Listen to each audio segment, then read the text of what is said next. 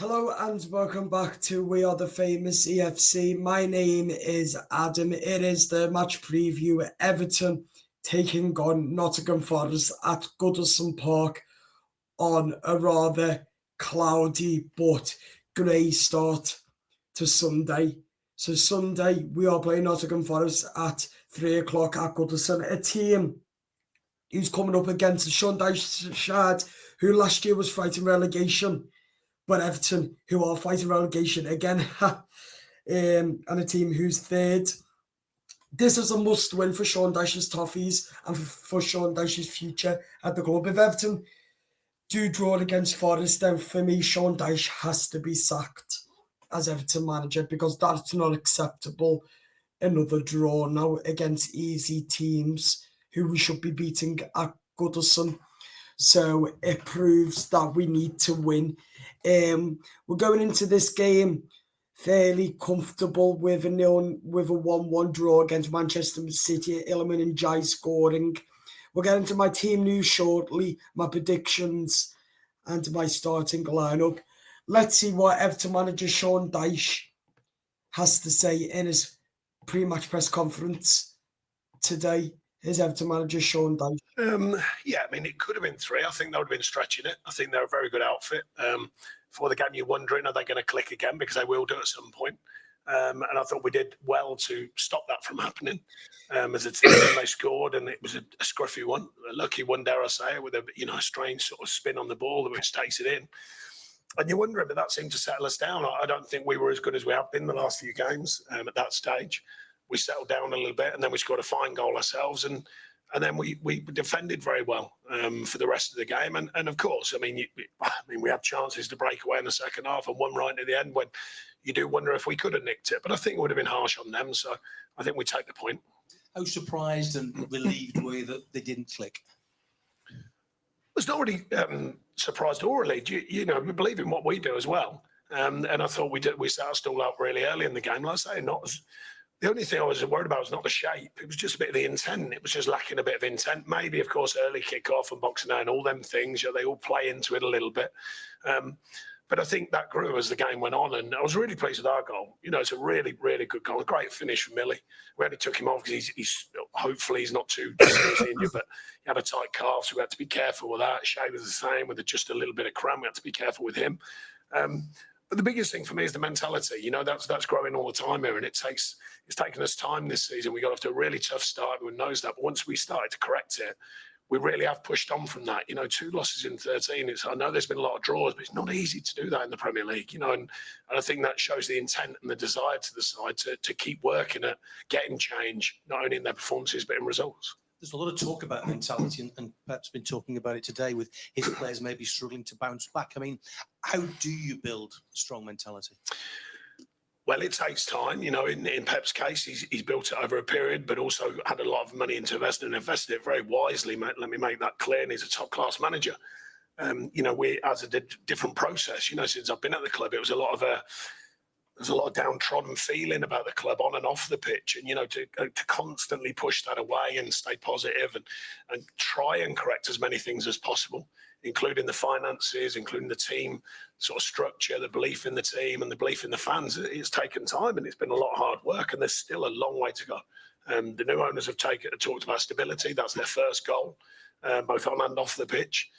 It takes time with that because of the PSR rules. I must make it clear there's no trouble or anything there. I explained that last week. What I mean is all clubs are going to have to look at that, inside of the right rules, which we'll have to do ourselves. So it's not an immediate fix, but I think it's what I'm getting to really is that the story's just beginning to turn again. It's just beginning to get a bit more of a positive feel, and the fans can, see a bit more light instead of the ownership wondering who's going to own what. But we'll see. There's still lots of hard work to go, but there's been a lot of work done. Thanks, Pete. We'll go to Shamoon. Hi, Sean. Was there any sort of special plan for Haaland today? Because aside from the penalty, he didn't really have a sniff. No, I mentioned it the other day about playing Chelsea, and I was asked about Palmer. What a great player he's turned out to be.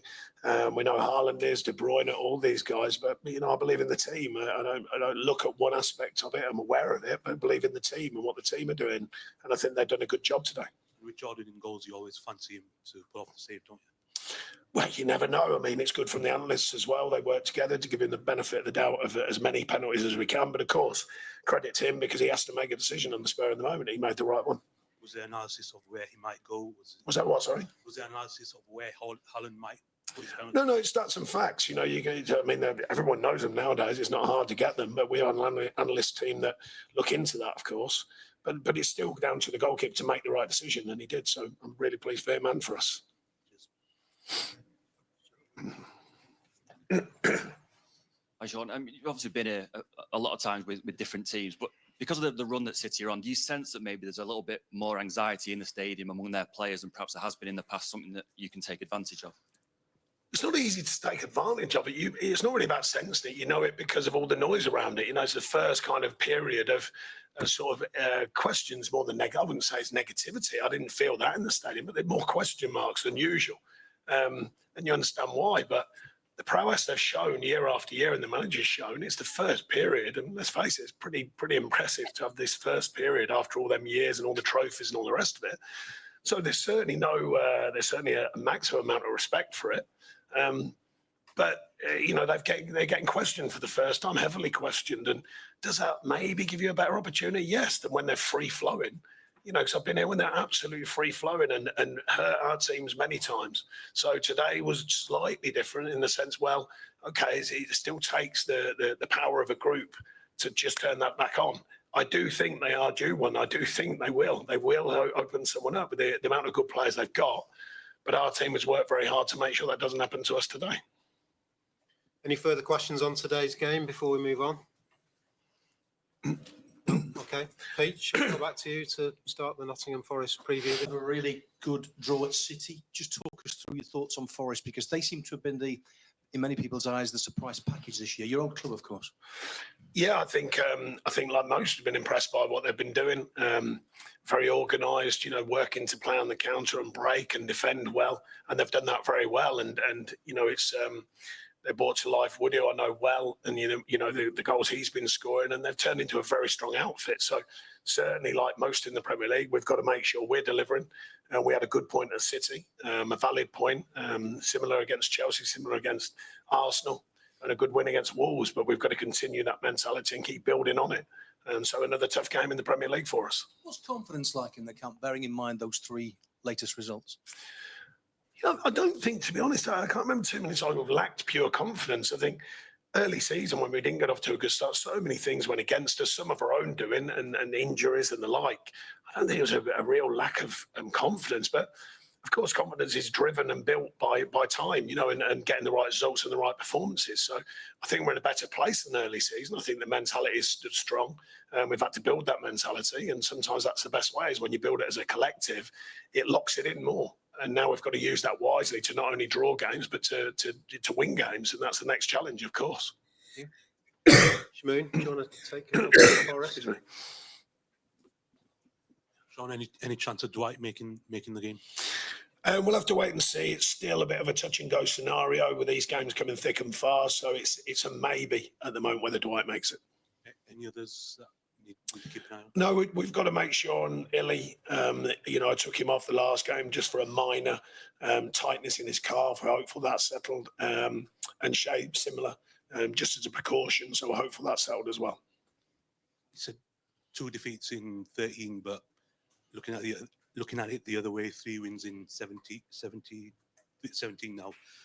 How do you sort of, is that the message you're sort of giving the players and everyone that last half? No, it's the truth of the division we're in. You know, you have to find a way, and slowly but surely we're getting back to finding ways of winning games.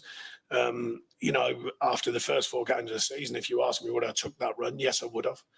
To get us back to having a sort of foothold in the division.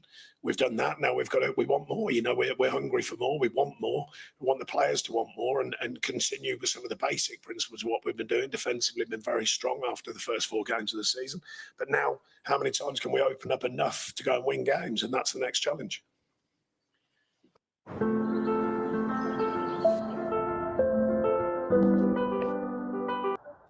So that was Sean Dyche's press conference.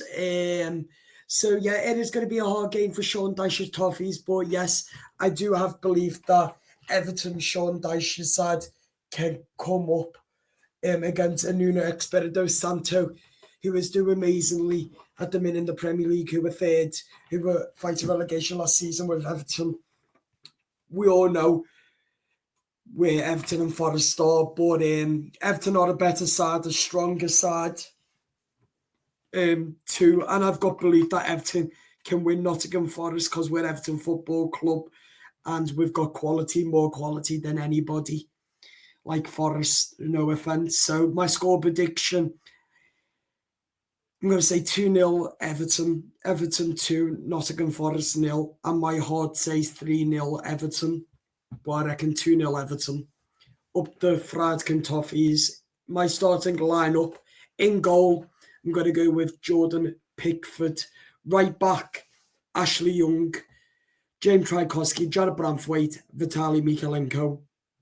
In midfield, Alan Mangala, Idrissa Gana Gueye. In number 10, Abdoulaye Doucouré,